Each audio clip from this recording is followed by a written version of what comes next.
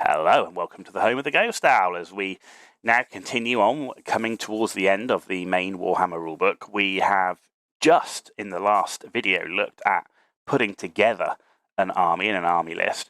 Well, now you're going to have to fight with it. Let's going to prepare the battlefield and see how we're going to actually use these armies on the tabletop.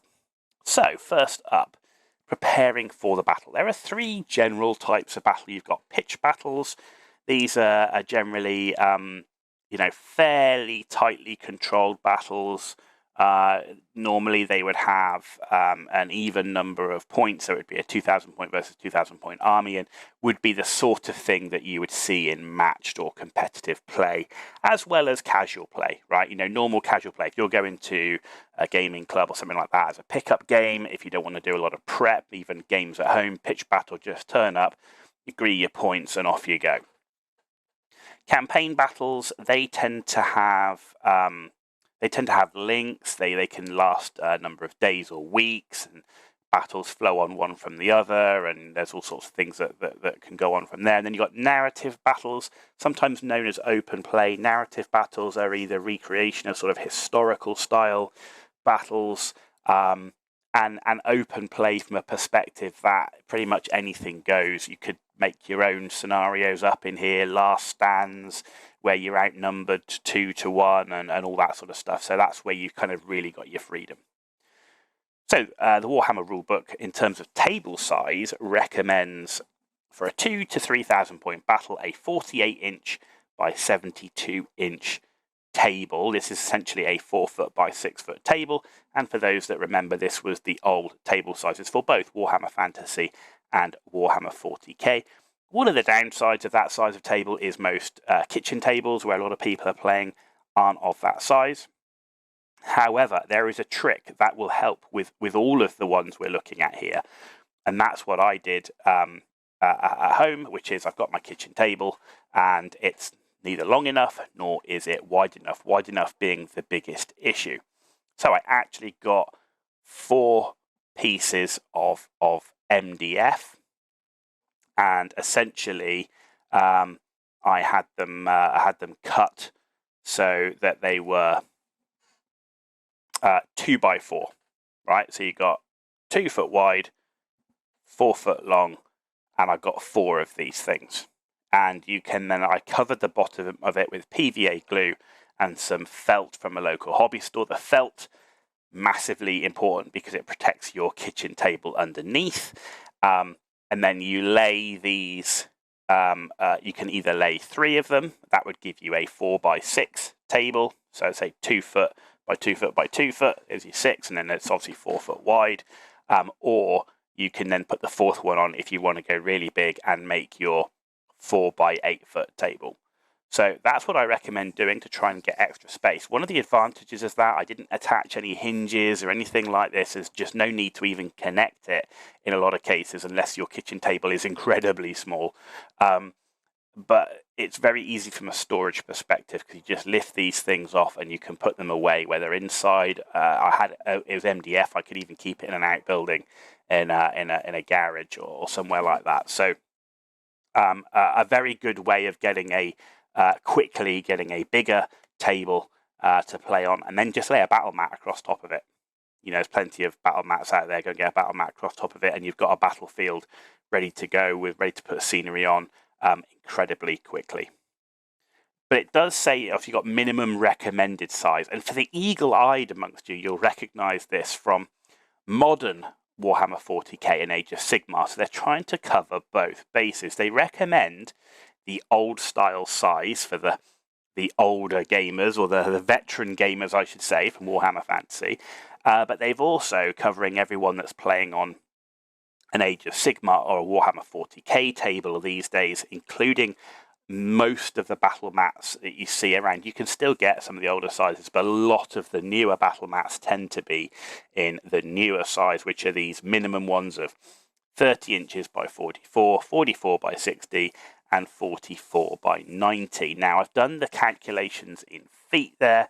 Now, it's really easy because if you're working on feet like I did and creating those 2 foot by 4 foot boards, you just round up, right? So you round up to, you've got there, you can go from a 3x4 or even a 4x4 can work for 1,000 points. And then you go for a 4x6 or a 4x5 for the 2,000 points and a 4x8 for the 3,000 points. And if you really want to stick to those minimums, you just make the bigger table using the boards and you put the relevant size battle mat on top, and you'll have a little bit of those board edges around the side where you can put cards, tokens, and whatever else. So lots of options there, but those are the recommended minimum sizes. 6x4 works pretty well. Though if you are getting up to 3,000 points, you're going to feel a bit of the squeeze. So if you do have the option to, say, get that fourth board and make it a 4x8, the more room you have to maneuver and put scenery, the more tactical and interesting potentially you can make the battle without going overboard. Because if you make it too big for too small a force, you'll probably never even get to fight each other. Okay, deployment-wise. So deployment is scenario dependent. And most commonly, you will alternate unit deployment. So there will be you will do a roll-off with a dice, and the winner of that roll-off can choose who will deploy their unit first, and then you'll just alternate between you placing one unit down after another. However, it does recommend that all war machines should be deployed at the same time. So the player whose turn it is to deploy a unit, if he's got 3 war machines, he should put all 3 war machines down at the same time, though they can be placed in different locations. It also recommends that characters should be deployed last, and again, like war machines, all at the same time. So a player who has 5 characters places all 5 characters down, and then the next player places all his characters down in one go. And you've got reserves, so units entering the battlefield with a movement of 0, if they're in reserve, are placed touching the table edge, and characters may choose to enter either as part of a unit or separately. However, the choice must be made prior to rolling to see if the unit enters the battlefield. So you can't decide afterwards. Decide, is your character in a unit or out? If it's in a unit, you roll 1 dice. If it's out of the unit, you roll 2 dice. Okay, so first turn, typically the winner of a roll-off chooses who takes the first turn. And a game length, typically for a game, and we are talking, about very, sort of generic pitch battles here, would be normally 6 turns. However, opponents can concede earlier. Now, if you're doing really large games, you don't know how long it's going to take, then you just set a time limit and then count the victory points up at the end of the active player's turn when the clock runs out. So victory points then, a player must have 100 victory points or more than their opponent to class as a win. And if they have twice as many victory points as their opponent, it's counted as a crushing victory. All other results are considered a draw. Now, how do you gain these victory points? Well, dead or fled. Each unit that is destroyed or has fled off the battlefield is worth 100% of its points cost. Each unit that is fleeing at the end of the game but is not off the table is worth 50% of its points cost. And each enemy unit that is at less than its 25% of its starting strength, not model, starting strength, it is worth 25% of its points cost. Now, the king is dead. If the enemy general is slain or is fleeing, that at the end of the game, that will be worth 100 points. Trophies of war, you get 50 bonus victory points for every captured enemy standard. And if the battle standard bearer is slain or fleeing, you gain another bonus 50 victory points. Scenario objectives, so there are some scenarios where you can gain special bonus victory points, and that will be identified in the scenario. And special features, so we talked about that in a previous video when we looked at terrain, but essentially you put the special feature and it's described in the special features rules how many bonus victory points it will be worth should you control it at the end of the battle. Now, pitched battles. So in the book, there are 6 pitched battles. They're actually pretty good, actually, in terms of the way they've been done. I actually quite like them. By no means do you have to use them, but you can either pick the scenario you want, or you can randomly determine using a D6, and we're going to take a look at some of those pitched battles right now. So, as I said, you can either use it exactly as they've done it, or you can do it via a historical recreation, and we'll come on to all of that. So the first one is the Plains of Languille, which is an open battle. So the terrain for this is normal, so that's the way we described in previous videos. Deployment, the winner of the roll-off chooses who goes first, but they also choose which deployment zone they want. The first turn goes to the winner of the roll-off, and the player who finished deploying first gains +1 to their roll. Okay, so they don't get to choose. It's if you win, you go first.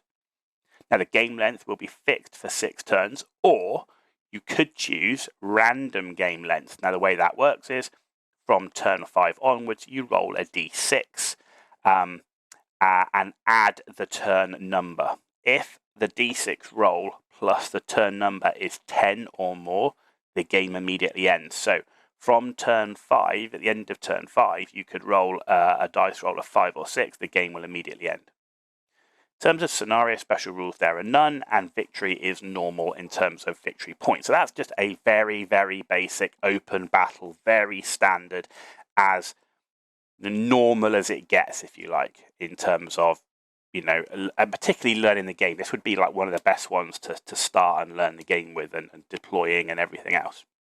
Now, they do offer in the book a historical recreation of that battle, and that would be Bretonnians versus Orcs. King Lewin should be mounted on a war horse, and the war boss should be mounted on foot or on a war boar. It's recommended that the game is fought at no less than 3,000 points due to the size of this battle. No, you don't have to do any of this. Please bear in mind, you can create your own scenarios, you can change existing scenarios, but these are good places to start, right? Good foundations. The Orc player will always go first, and any unit with Impetuous must declare a charge on a roll of a 1 to 4. Normally this is a 1 to 3. So there you go, that is the sort of your basic scenario. Next up is the Doom of Odo Todd Meyer III. So this is called a breakpoint battle. Terrain setup is as normal, and deployment is the winner of the roll-off chooses who goes first and which deployment zone they want. So in terms of the first turn, the winner of the roll-off goes first, and the player who finished deploying first gains +1 to the roll. Now, game length. The game length will last until one player concedes or reaches a break point.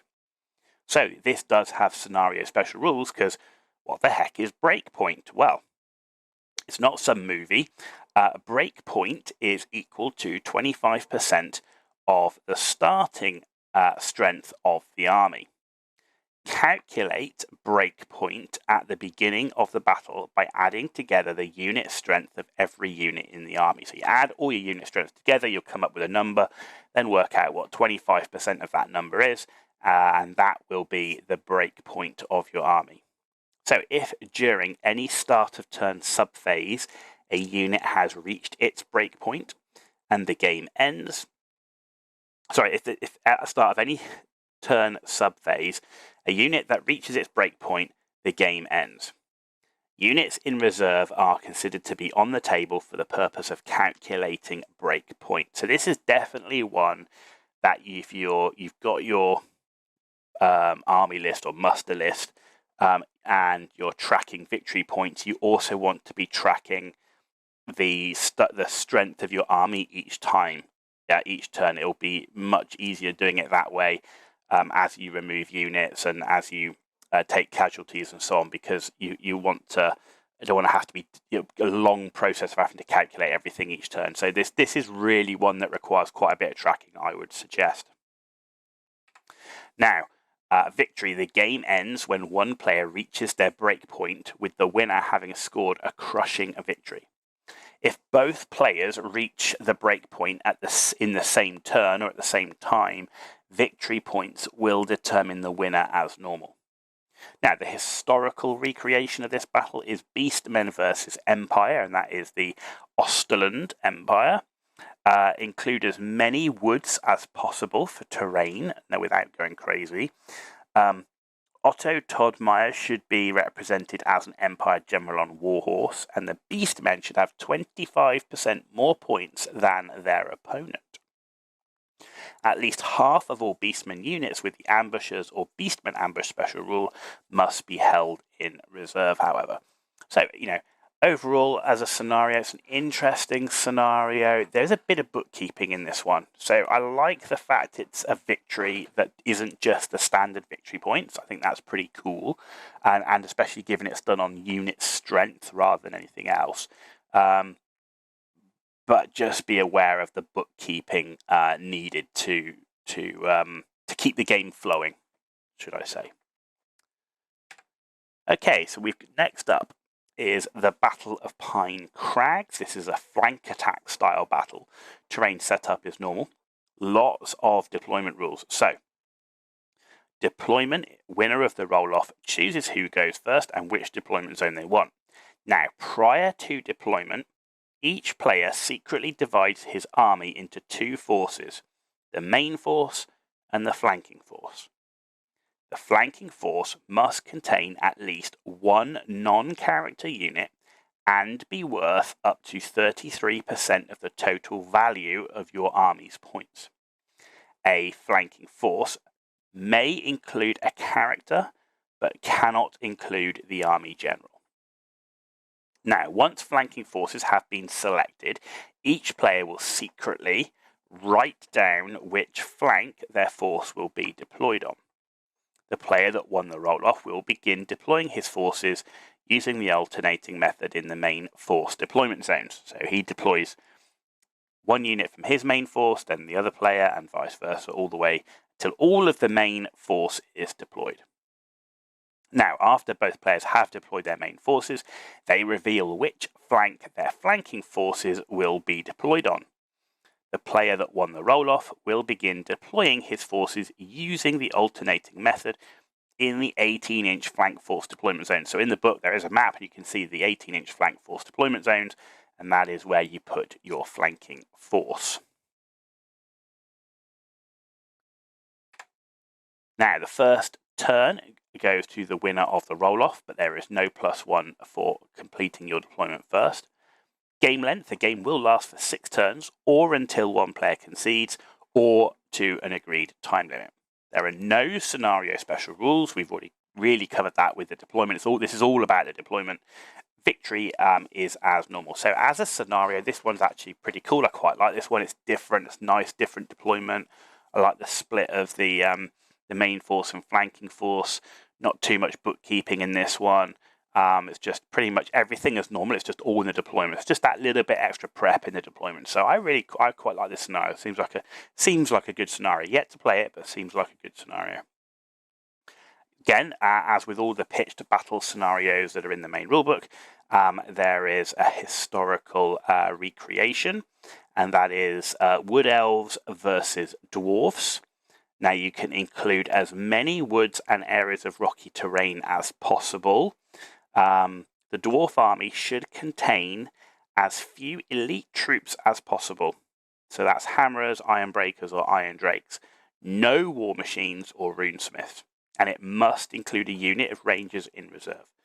Wood elf player will automatically take the first turn. Now, there's some quite specific rules in there for units.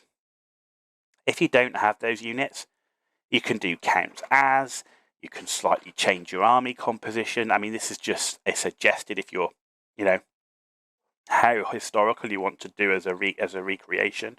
So, yeah, I get that you might not have enough dwarf warriors or other dwarf units without war machines and runesmiths to make the points up. The best thing is to do a count as, particularly if you're playing casually and so on, or playing with mates. But, if you can't do counts as, then, you don't have to follow this exactly just to be able to play the game. So the historical recreation is supposed to be fun. There you go. So that is the end of the first part, looking at how to set up for a battle in Warhammer The Old World, and how to, what scenarios they have. There are still a few scenarios to cover, so we're going to be looking at 3 more of the pitched battle scenarios, and we're also going to be taking a look at the 3 campaign scenarios as well. If you like this video, give it a thumbs up. If you didn't, give it a thumbs down. Let me know why in the comments down below. And as always, if you want to see more content, hit that subscribe button. It's free for you to do, and it means a lot for me, so thank you for that in advance. You've been watching The Ghost Owl, and I'll see you all very, very soon.